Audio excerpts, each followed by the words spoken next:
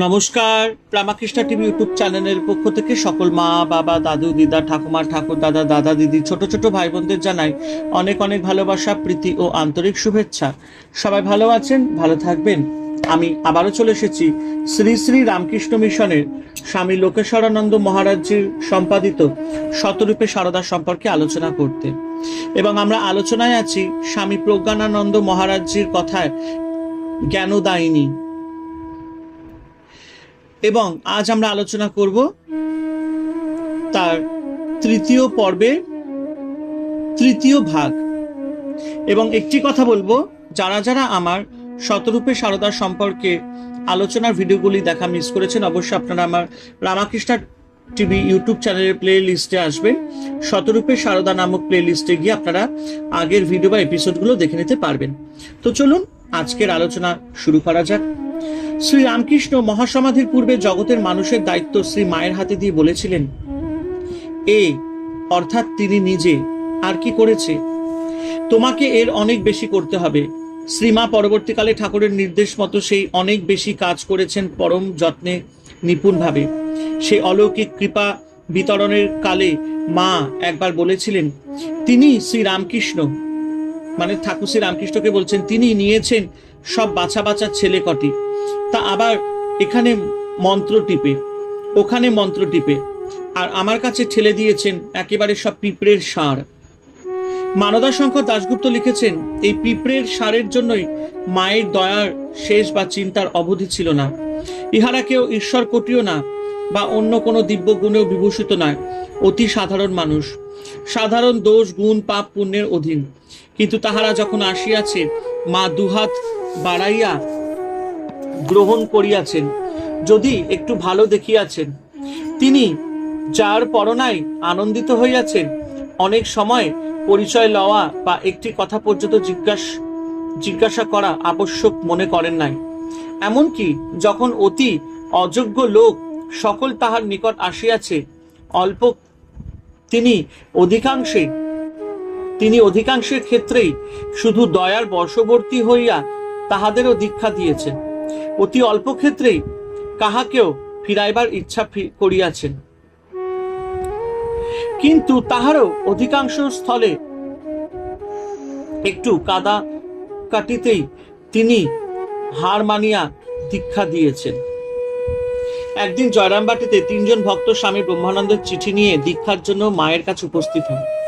মা সাধারণত বাতের জন্য পা সামনের দিকে ছড়িয়ে বসে থাকতেন, কিন্তু ভক্ত 3টি প্রণামের জন্য মায়ের কাছে যাওয়া মাত্র অন্তর্যামিনী মা তাদের অন্তঃস্থল পর্যন্ত দেখে নিয়ে পা গুটিয়ে বসলেন। মায়ের অনুচ্চ খেদোক্তি শোনা গেল, শেষে কিনা রাখাল মানে ব্রহ্মানন্দ আমার জন্য এই পাঠালে? ছেলে বিদেশে গিয়ে কত ভালো জিনিস পাঠায়, আর রাখাল কিনা আমার জন্য এই পাঠালে? মা তাদের দীক্ষা দিতে সম্মত হলেন না। ভক্তদের প্রাণ শান্ত হলো না। মাকে আবার অনুরোধ করলো, মা আবার অসম্মতি জানালেন। ঠাকুরের উদ্দেশ্যে মা বললেন, ঠাকুর কালও তোমার কাছে প্রার্থনা করেছিলাম দিন যেন বৃথা না যায়, শেষে তুমিও কি না এই আনলে? অনেকক্ষণ চিন্তা করে মা কিন্তু শেষে দিনও দীক্ষাদানে সম্মত হলেন এবং বললেন, যতক্ষণ শরীর থাকে ঠাকুর তোমার কাজ করে যাই। দীক্ষা হয়ে গেল। কিছুদিন বাদে মাঠে যখন এই খবর গেল, ঘটনার বিবরণ সম্পূর্ণ শুনে ব্রহ্মানন্দজি অনেকক্ষণ নিস্তব্ধ হয়ে বসিয়া রইলেন।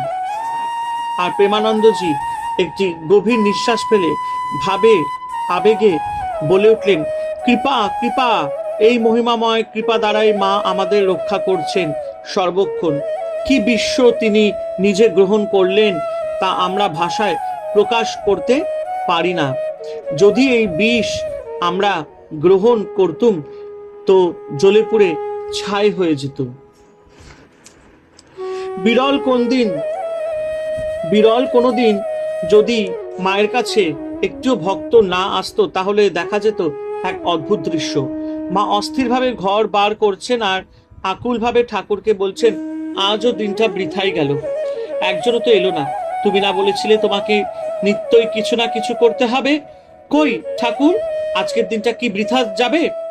দেখা যেত জ্ঞানদায়িনী জননীর লোক কল্যাণের আরতি পূরণ করতে ঠাকুর কোনো না কোনো কৃপা প্রার্থীকে শীঘ্রই এনে হাজির করতেন তার কাছে। তাই প্রায় কোনোদিনই কৃপা বর্জিত যেত না। অশুদ্ধ চিত্ত ভক্তেরা এসে প্রণাম করলে মায়ের দেব শরীরের অসহ্য জ্বালা যন্ত্রণা হতো, রোগ দেখা দিত। তবুও মায়ের কৃপা বিতরণের বিরাম ছিল না।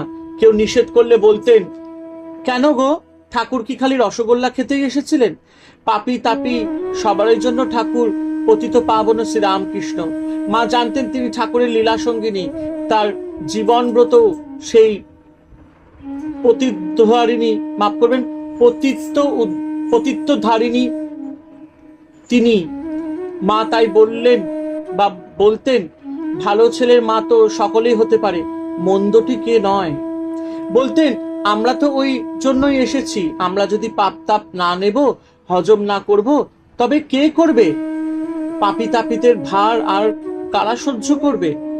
তাই মন্ত্রদানের সঙ্গে সঙ্গে অনিবার্যভাবে শিষ্যের পাপ গ্রহণ করতে হয় জেনেও করুণাময়ী মা দয়ার মন্ত্র দিতেন, কৃপায় মন্ত্র দিতেন, আর ভাবতেন শরীরটা তো যাবেই, তবু এদের হোক। অসুস্থ শরীরেও এই কৃপা বিতরণ ছিল অব্যাহত। ম্যালেরিয়ায় ভুগে মা দুর্বল, তাই শরৎ মহারাজের নির্দেশে দর্শনাদি সাময়িকভাবে বন্ধ। এরকম পরিস্থিতিতে একদিন সুদূর বরিশাল থেকে এক ভক্তের আবির্ভাব দীক্ষা প্রার্থী হয়ে। একদিকে ভক্তের আকুলতা, অন্যদিকে সেবকের কর্তব্যনিষ্ঠা, দুয়ের সংঘর্ষে বাদানুবাদের সূত্রপাত। হঠাৎ দেখা যায় অসুস্থ মা আলু থালু ভাবে দরজায় উপস্থিত। সেবককে জিজ্ঞাসা করেন, কেন তুমি আসা বন্ধ করেছো বা করছো? সেবক জানালেন, শরৎ মহারাজের নিষেধ। মা তীব্র স্বরে বলে উঠলেন, শরৎ কি বলবে? আমাদের ওই জন্যই আসা, আমি ওকে দীক্ষা দেব। পরদিন মা ভক্তটিকে দীক্ষা দিলেন। হরে কৃষ্ণ কৃষ্ণ কৃষ্ণ হরে হরে, হরে রাম রাম রাম হরে হরে। জয় শিব শম্ভু, জয় দেবী দুর্গা দুর্গতি নাশিনী, জয় মা কালী, জয় ঠাকুর শ্রী রামকৃষ্ণ পরমহংসদেবের জয়, জয় মা শারদা দেবীর জয়। ওম নমো ভগবতে বাসুদেবায় নমঃ, ওম নমো ভগবতে বাসুদেবায় নমঃ, ওম নমো ভগবতে বাসুদেবায় নমঃ। সবাই ভালো থাকবেন, আনন্দ থাকবেন, আর রামাকৃষ্ণ টিভি ইউটিউব চ্যানেলকে সাবস্ক্রাইব আর শেয়ার করে দেবেন।